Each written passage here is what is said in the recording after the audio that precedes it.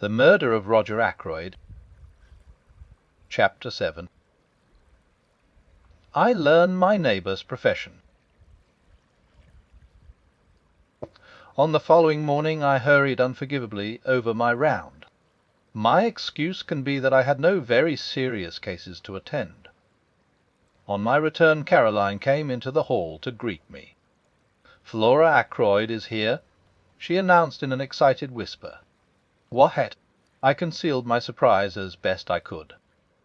"She's very anxious to see you. She's been here half an hour." Caroline led the way into our small sitting-room, and I followed. Flora was sitting on the sofa by the window. She was in black, and she sat nervously twisting her hands together. I was shocked by the sight of her face. All the colour had faded away from it, but when she spoke her manner was as composed and resolute as possible. "Dr. Shepherd, I have come to ask you to help me." "Of course he'll help you, my dear," said Caroline. I don't think Flora really wished Caroline to be present at the interview. She would, I am sure, have infinitely preferred to speak to me privately. But she also wanted to waste no time, so she made the best of it. "I want you to come to the Larchers with me." "The Larchers?" I queried, surprised. "To see that funny little man," exclaimed Caroline. "Wes, you know who he is, don't you?" "We fancied," I said, "that he might be a retired hairdresser." Flora's blue eyes opened very wide. "Why, he's Hercule Poirot. You know who I mean? The private detective. They say he's done the most wonderful things, just like detectives do in books. A year ago he retired and came to live down here. Uncle knew who he was, but he promised not to tell any one, because M. Poirot wanted to live quietly, without being bothered by people. So that's who he is," I said slowly. "You've heard of him, of course." "I'm rather an old fogey, as Caroline tells me," I said, "but I just heard of him." "Extraordinary," commented Caroline. I don't know what she was referring to. Possibly her own failure to discover the truth. "You want to go and see him?" I asked slowly. "No, why?" "To get him to investigate this murder, of course," said Caroline sharply. "Don't be so stupid, James." I was not really being stupid. Caroline does not always understand what I am driving at. "You haven't got confidence in Inspector Davis," I went on. "Of course she hasn't," said Caroline. "I haven't either. Any one would have thought it was Caroline's uncle who had been murdered." "And how do you know he would take up the case?" "I asked. Remember, he has retired from active work." "That's just it," said Flora simply. "I've got to persuade him." "You are sure you are doing wisely?" I asked gravely. "Of course she is," said Caroline. "I'll go with her myself if she likes." "I'd rather the doctor came with me, if you don't mind, Miss Shepherd," said Flora. She knows the value of being direct on certain occasions. Any hints would certainly have been wasted on Caroline. "You see," she explained, following directness with tact, "Dr. Shepherd being the doctor, and having found the body, he would be able to give all the details to M. Poirot." "Wes," said Caroline grudgingly, "I see that." I took a turn or two up and down the room. "Flora," I said gravely, "be guided by me. I advise you not to drag this detective into the case." Flora sprang to her feet. The colour rushed into her cheeks. "I know why you say that," she cried. "But it's exactly for that reason I'm so anxious to go. You're afraid, but I'm not. I know Ralph better than you do." "Ralph," said Caroline. "What has Ralph got to do with it?" Neither of us heeded her. "Ralph may be weak," continued Flora. "He may have done foolish things in the past, wicked things even. But he wouldn't murder any one. No, no," I exclaimed. "I never thought it of him." "Then why did you go to the Three Boars last night?" demanded Flora, "on your way home, after Uncle's body was found?" I was momentarily silenced. I had hoped that that visit of mine would remain unnoticed. "How did you know about that?" I countered. "I went there this morning," said Flora. "I heard from the servants that Ralph was staying there." I interrupted her. "You had no idea that he was in King's Abbot?" No, I was astounded. I couldn't understand it. I went there and asked for him. They told me what I suppose they told you last night, that he went out at about 9 o'clock yesterday evening. And never came back." Her eyes met mine defiantly, and as though answering something in my look, she burst out: "Well, why shouldn't he? He might have gone anywhere. He may even have gone back to London." "Leaving his luggage behind?" I asked gently. Flora stamped her foot. "I don't care. There must be a simple explanation. And that's why you want to go to Hercule Poirot. Isn't it better to leave things as they are? The police don't suspect Ralph in the least, remember. They're working on quite another tack." "But that's just IT," cried the girl. "And I suspect him. A man from Cranchester turned up this morning. Inspector Raglan, a horrid, weaselly little man. I found he had been to the Three Boars this morning before me. They told me all about his having been there, and the questions he had asked. He must think Ralph did it. That's a change of mind from last night. If so," I said slowly, "he doesn't believe in Davis's theory that it was Parker then." "Parker indeed," said my sister, and snorted. Flora came forward and laid her hand on my arm. "Oh, Dr. Shepherd, let us go at once to this M. Poirot. He will find out the truth. My dear Flora," I said gently, laying my hand on hers, "are you quite sure it is the truth we want?" She looked at me, nodding her head gravely. "You're not sure?" she said. "I am. I know Ralph better than you do." "Of course he didn't do it," said Caroline, who had been keeping silent with great difficulty. "Ralph may be extravagant, but he's a dear boy, and has the nicest manners." I wanted to tell Caroline that large numbers of murderers have had nice manners, but the presence of Flora restrained me. Since the girl was determined, I was forced to give in to her, and we started at once, getting away before my sister was able to fire off any more pronouncements, beginning with her favourite words, "Of course." An old woman with an immense Breton cap opened the door of the Larches to us. M. Poirot was at home, it seemed. We were ushered into a little sitting room arranged with formal precision, and there, after the lapse of a minute or so, my friend of yesterday came to us. "Monsieur le Docteur," he said, smiling. "Mademoiselle," he bowed to Flora. "Perhaps," I began, "you have heard of the tragedy which occurred last night?" His face grew grave. "But certainly I have heard. It is horrible. I offer Mademoiselle all my sympathy. In what way can I serve you?" "Miss Ackroyd," I said, "wants you to find the murderer," said Flora in a clear voice.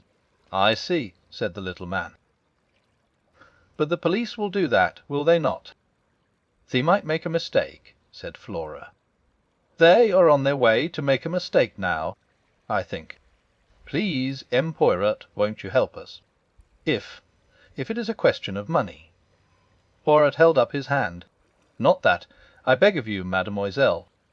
Not that I do not care for money." His eyes showed a momentary twinkle. "Money, it means much to me, and always has done. No, if I go into this, you must understand one thing clearly. I sells go teach YTITHEND. The good dog, he does not leave the scent, remember. You may wish that, after all, you had left it to the local police." "I want the truth," said Flora, looking him straight in the eyes. "All the truth, all the truth. "Then I accept," said the little man quietly, "and I hope you will not regret those words. Now tell me all the circumstances." "Dr. Shepherd had better tell you," said Flora. "He knows more than I do." Thus enjoined, I plunged into a careful narrative, embodying all the facts I have previously set down. Poirot listened carefully, inserting a question here and there, but for the most part sitting in silence, his eyes on the ceiling. I brought my story to a close with the departure of the inspector and myself from Fernley Park the previous night. "And now," said Flora, as I finished, "tell him all about Ralph." I hesitated, but her imperious glance drove me on. "You went to this inn, this Three Boars, last night on your way home?" asked Poirot, as I brought my tale to a close. "No, exactly why was that?" I paused a moment to choose my words carefully. I thought someone ought to inform the young man of his uncle's death. It occurred to me after I had left Fernley that possibly no one but myself and Mr. Ackroyd were aware that he was staying in the village. Poirot nodded. "Wait so. That was your only motive in going there, eh?" "That was my only motive," I said stiffly. "It was not to, shall we say, reassure yourself about CJMHOMME. Reassure myself, I think, the doctor, that you know very well what I mean, though you pretend not to do so. I suggest that it would have been a relief to you if you had found that Captain Patterne had been at home all the evening." "Not at all," I said sharply. The little detective shook his head at me gravely. "You have not the trust in me of Miss Flora," he said. "But no matter. What we have to look at is this. Captain Patterne is missing under circumstances which call for an explanation. I will not hide from you that the matter looks grave. Still, it may admit of a perfectly simple explanation." "That's just what I keep saying," cried Flora eagerly. Poirot touched no more upon the theme. Instead, he suggested an immediate visit to the local police. He thought it better for Flora to return home, and for me to be the one to accompany him there and introduce him to the officer in charge of the case. We carried out this plan forthwith. We found Inspector Davis outside the police station, looking very glum indeed. With him was Colonel Melrose, the chief constable, and another man whom, from Flora's description of Wisley, I had no difficulty in recognizing as Inspector Raglan from Cranchester. I know Melrose fairly well, and I introduced Poirot to him and explained the situation. The chief constable was clearly vexed, and Inspector Raglan looked as black as thunder.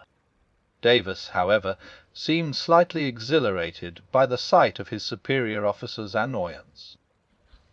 "The case is going to be plain as a pikestaff," said Raglan. "Not the least need for amateurs to come butting in. You'd think any fool would have seen the way things were last night, and then we shouldn't have lost 12 hours." He directed a vengeful glance at poor Davis, who received it with perfect stolidity. "Mr. Ackroyd's family must, of course, do what they see fit," said Colonel Melrose. "But we cannot have the official investigation hampered in any way. I know M. Poirot's great reputation, of course," he added courteously. "The police can't advertise themselves." "Worse luck," said Raglan. It was Poirot who saved the situation. "It is true that I have retired from the world," he said. "I never intended to take up a case again. Above all things, I have a horror of publicity. I must beg that in the case of my being able to contribute something to the solution of the mystery, my name may not be mentioned." Inspector Raglan's face lightened a little. "I've heard of some very remarkable successes of yours," observed the Colonel, bowing. "I have had much experience," said Poirot quietly. "But most of my successes have been obtained by the aid of the police. I admire enormously your English police. If Inspector Raglan permits me to assist him, I shall be both honoured and flattered." The inspector's countenance became still more gracious. Colonel Melrose drew me aside. "From all I hear, this little fellow's done some really remarkable things," he murmured. "We're naturally anxious not to have to call in Scotland Yard. Raglan seems very sure of himself, but I'm not quite certain that I agree with him. You see, I know the parties concerned better than he does. This fellow doesn't seem out after kudos, does he? Would work in with us unobtrusively, to the greater glory of Inspector Raglan," I said solemnly. "Well, well," said Colonel Melrose breezily in a louder voice, "we must put you wise to the latest developments. M. Poirot." "I thank you," said Poirot. My friend Dr. Shepherd said something of the butler being suspected. "That's all bunkum," said Raglan instantly. "These high-class servants get in such a funk that they act suspiciously for nothing at all. The fingerprints." I hinted. "Nothing like Parker's." He gave a faint smile and added, "and yours and Mr. Raymond's don't fit either, Doctor." "What about those of Captain Ralph Patterne?" asked Poirot quietly. I felt a secret admiration for the way he took the bull by the horns. I saw a look of respect creep into the inspector's eye. "I see you don't let the grass grow under your feet, Mr. Poirot. It will be a pleasure to work with you, I'm sure. We're going to take that young gentleman's fingerprints as soon as we can lay hands upon him." "I can't help thinking you're mistaken, Inspector," said Colonel Melrose warmly. "I've known Ralph Patterne from a boy upward. He'd never stoop to murder." "Maybe not," said the inspector tonelessly. "What have you got against him?" I asked. "Went out just on 9 o'clock last night. Was seen in neighbourhood of Fernley Park somewhere about 9:30. Not been seen since. Believed to be in serious money difficulties. I've got a pair of his shoes here. Shoes with rubber studs in them. He had 2 pairs almost exactly alike. I'm going up now to compare them with those footmarks. The constable is up there, seeing that no one tampers with them." "We'll go at once," said Colonel Melrose. "You and M. Poirot will accompany us, will you not?" We assented, and all drove up in the Colonel's car. The inspector was anxious to get at once to the footmarks, and asked to be put down at the lodge. About halfway up the drive, on the right, a path branched off, which led round to the terrace and the window of Ackroyd's study. "Would you like to go with the inspector, M. Poirot?" asked the chief constable. "Or would you prefer to examine the study?" Poirot chose the latter alternative. Parker opened the door to us. His manner was smug and deferential, and he seemed to have recovered from his panic of the night before. Colonel Melrose took a key from his pocket, and unlocking the door, which led into the lobby, he ushered us through into the study. "Except for the removal of the body, M. Poirot, this room is exactly as it was last night. And the body was found where, as precisely as possible, I described Ackroyd's position. The armchair still stood in front of the fire. Poirot went and sat down in it. The blue letter you speak of, where was it when you left the room?" "Mr. Ackroyd had laid it down on this little table at his right hand." Poirot nodded. "Except for that, everything was in its place." "Yes, I think so." "Colonel Melrose, would you be so extremely obliging as to sit down in this chair a minute?" "I thank you." "Now, M. le Docteur, will you kindly indicate to me the exact position of the dagger?" I did so, whilst the little man stood in the doorway. The hilt of the dagger was plainly visible from the door then. Both you and Parker could see it at once. "Wes?" Poirot went next to the window. The electric light was on, of course. When you discovered the body? He asked over his shoulder. I assented, and joined him where he was studying the marks on the window-sill. The rubber studs are the same pattern as those in Captain Peyton's shoes, he said quietly. Then he came back once more to the middle of the room. His eye travelled round, searching everything in the room with a quick, trained glance. "Are you a man of good observation, Dr. Shepherd?" he asked at last. "I think so," I said, surprised. "There was a fire in the grate, I see. When you broke the door down and found Mr. Ackroyd dead, how was the fire? Was it low?" I gave a vexed laugh. I really can't say. I didn't notice." Perhaps Mr. Raymond or Major Blunt. The little man opposite me shook his head with a faint smile. One must always proceed with method. "I made an error of judgment in asking you that question. To each man his own knowledge. You could tell me the details of the patient's appearance.